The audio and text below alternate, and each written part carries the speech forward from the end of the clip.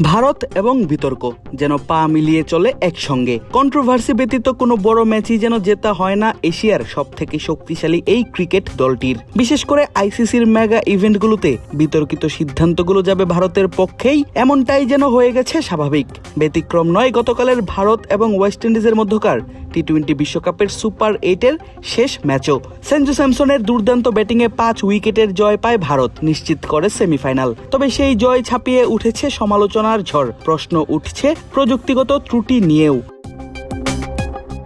ঘটনার শুরুটা প্রথম ইনিংসের 12তম ওভারে। 11 ওভার 2 বলে যখন ক্যারিবিয়ানদের সংগ্রহ 102 রান, মাত্র 1 উইকেট হারিয়ে। 11 বলে 27 রান শিমরন হেটমায়ারের। তখনই জসপ্রীত বুমরার একটি বল তার ব্যাট ঘেঁষে গিয়ে পড়ে উইকেট কিপার সঞ্জু স্যামসনের হাতে। উঠে জোরালো আউটের আবেদন। আম্পায়ারও আঙুল তুলে জানিয়ে দেন আউট হয়েছেন হেটমায়ার। তবে কালক্ষেপণ না করেই সঙ্গে সঙ্গেই রিভিউ নিয়ে নেন এই ক্যারিবিয়ান হার্ড হিটার।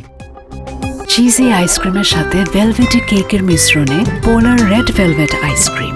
মন ভালো থাক।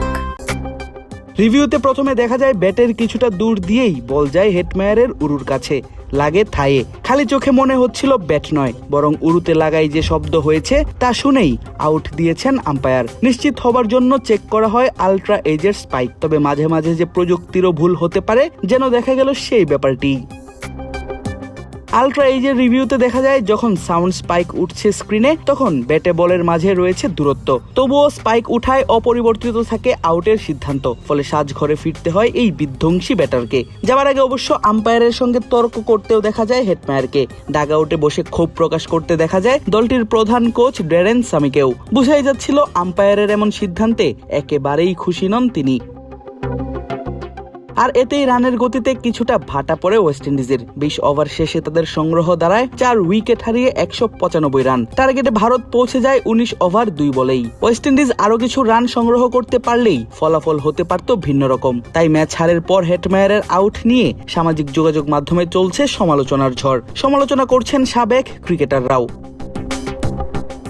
ভারত হারবে ওয়েস্ট ইন্ডিজের বিপক্ষে, বিদায় নিবে সুপার 8 থেকেই, এমন ভবিষ্যৎবাণী করেছিলেন মোহাম্মদ আমির। আর ভারতের জয়ের পর এক টিভি শোতে পাকিস্তানের এই পেসার বলেন, হেটমায়ারের আউটটা বিতর্কিত ছিল। আমি মনে করি না সে আউট ছিল। সে যদি আরো কিছুক্ষণ টিকে থাকতো এবং স্কোর 220-30-এ পৌঁছাতো, তাহলে আজ ভারত বিদায় নিত। শুধু লাইভ প্রোগ্রামে বলেই ক্ষান্ত হননি আমির, করেছেন টুইটও।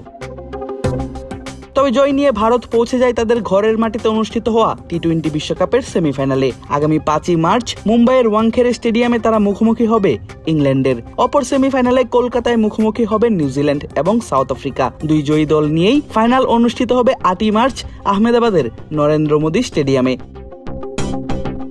আদিব আশরাফ, ক্রিক ফ্রেন্জি।